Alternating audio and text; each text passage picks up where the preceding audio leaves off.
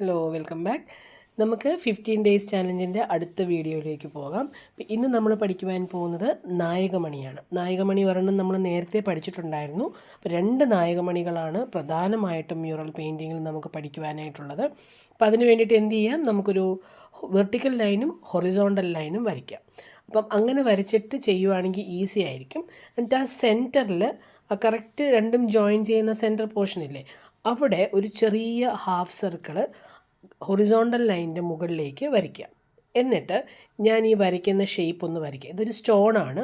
നായകമണി എന്ന് പറയുമ്പം സെൻറ്ററിൽ സ്റ്റോണും അതിൻ്റെ പുറമെ ഇടരേഖകളും മണിമാലയുടെ റിങ്ങുകളും, അത്രയേ ഉള്ളൂ.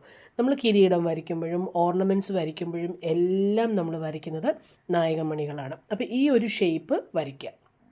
ഈ ഒരു ഷേപ്പ് നമുക്ക് വരച്ചതിന് ശേഷം നമ്മൾ ആദ്യം പഠിച്ചില്ലേ ഇടരേഖകൾ, അതായത് 4 പാരലൽ ലൈൻ വരച്ചിട്ട് രണ്ടാമത്തെയും മൂന്നാമത്തെയും ലൈനിൻ്റെ ഇടയിൽ ഇടരേഖകൾ വരയ്ക്കുന്നു.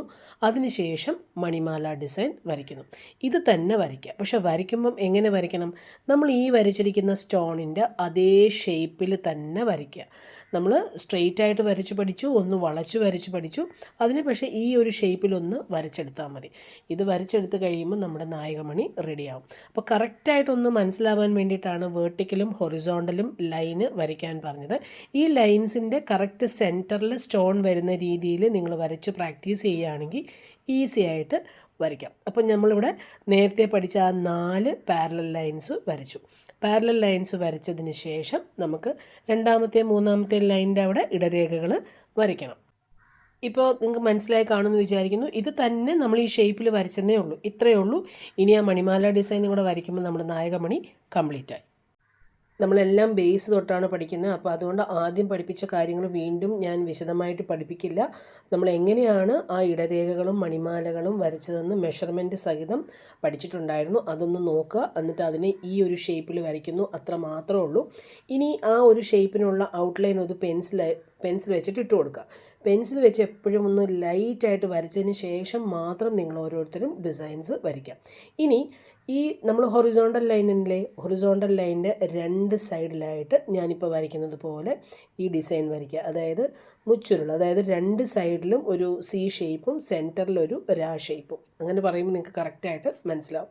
എന്നിട്ട് അതിന് ഇതേപോലെ തന്നെ ടോപ്പിൽ മണിമാല ഡിസൈൻ വരയ്ക്കേണ്ട, ആ നായകമണിയുടെ അതായത് ആ കറക്റ്റ് സെൻറ്ററിലുള്ള സ്റ്റോണിലേക്ക് ലൈൻ വെച്ച് വരച്ചാൽ മതി. അതിനുശേഷം എന്ത് ചെയ്യണം, മണിമാല ഡിസൈൻ വെച്ചിട്ട് ആ 2 സൈഡിലെയും ഡിസൈനിൻ്റെ ഇടയിൽ ഫില്ല് ചെയ്യുക. അപ്പോൾ ഇതാണ് നായകമണി. അപ്പോൾ എല്ലാവരും നല്ലതുപോലെ 2 നായകമണികളും വരച്ച് പഠിക്കുക. അപ്പം എല്ലാവരും കൃത്യമായിട്ട് നന്നായിട്ട് പഠിക്കേണ്ടതെന്ന് പറയുന്ന നായകമണികൾ 2 പിന്നെ മണിമാല ഡിസൈൻ, ഇത്രയും പഠിച്ചു കഴിഞ്ഞാൽ നമ്മുടെ മ്യൂറൽ പെയിൻറ്റിൻ്റെ പകുതി കാര്യങ്ങൾ ഓക്കെ ആയി. ഇനി നമുക്ക് ഇടരേഖകളും കൂടെ വരച്ചു കൊടുക്കാം. അപ്പോൾ ശ്രദ്ധിക്കേണ്ടത്, ഇടരേഖകൾക്ക് വരയ്ക്കുവാനായിട്ട് വരയ്ക്കുന്ന പാരലൽ ലൈൻസ്, ഞാനിപ്പോൾ വരയ്ക്കുന്ന പാരലൽ ലൈൻസ് എല്ലാം ഒരേ വീതി തന്നെ ആയിരിക്കണം. ആദ്യമായിട്ട് കാണുന്നവരുണ്ടെങ്കിൽ ഡേ 1 തൊട്ടിട്ടുള്ള വീഡിയോസ് കണ്ടതിന് ശേഷം മാത്രമേ ഇവിടേക്ക് വരാവുള്ളൂ. അല്ലെങ്കിൽ എന്താണെന്ന് വെച്ചാൽ ബേസ് ആയിട്ടുള്ള കാര്യങ്ങൾ നിങ്ങൾക്ക് കൃത്യമായിട്ട് കിട്ടില്ല. ഞാൻ ആദ്യമേ ബേസ് ആയിട്ടുള്ള എല്ലാം വിശദമായിട്ട് പഠിപ്പിച്ചിട്ടുണ്ട്. അതുകൊണ്ടാണ് ഇവിടെ ഈ ഭാഗം ഞാൻ സ്പീഡിൽ പറഞ്ഞു പോകുന്നത്. ഇതൊക്കെ നമ്മൾ നേരത്തെ പ്രാക്ടീസ് ചെയ്തതാണ്. അപ്പോൾ എല്ലാവരും നല്ലതുപോലെ നായകമണി വരച്ച് പ്രാക്ടീസ് ചെയ്യുക. പുതിയ വർഷമായിട്ട് നമ്മൾ ഓൺലൈൻ ഓഫ്ലൈൻ ക്ലാസ്സുകൾ സ്റ്റാർട്ട് ചെയ്തിട്ടുണ്ട്. ചേരാൻ താല്പര്യമുള്ളവർ വാട്സപ്പിൽ മെസ്സേജ് ചെയ്യുക. യൂട്യൂബിൽ വ്യക്തമായിട്ടാണ് പഠിപ്പിക്കുന്നത്. പക്ഷേ ക്ലാസ്സിൽ ചേരുമ്പോൾ ഓരോരുത്തർക്കും പേഴ്സണൽ അറ്റൻഷൻ തന്നെയാണ് ക്ലാസ്സുകൾ മുന്നോട്ട് കൊണ്ടുപോകുന്നത്. അപ്പോൾ കുറച്ചും കൂടെ നമ്മൾ ഡീപ്പായിട്ട് പഠിക്കുകയും ചെയ്യും. എനിക്ക് എല്ലാം ഒന്ന് യൂട്യൂബിലൂടെ ഒരുപാടൊന്ന് ഡീറ്റെയിൽ ആയിട്ട് പറയാനായിട്ട് പറ്റില്ല. അപ്പം അത് ബാക്കിയുള്ള ഞാൻ നേരത്തെ പറഞ്ഞു, ഇത് വരുമാനമാർഗമാക്കുന്നവർക്കൊരു ബുദ്ധിമുട്ടാവും. അപ്പോൾ ക്ലാസ്സിൽ ചേരാൻ താല്പര്യമുള്ളവർ എനിക്ക് മെസ്സേജ് അയയ്ക്കുക. അപ്പം നമുക്ക് നെക്സ്റ്റ് വീഡിയോ ആയിട്ട് ഉടനെ തന്നെ വീണ്ടും കാണാം. അപ്പോൾ അതുവരെ എല്ലാവരും സുഖമായിട്ട് സന്തോഷമായിട്ടിരിക്കുക. Okay, by.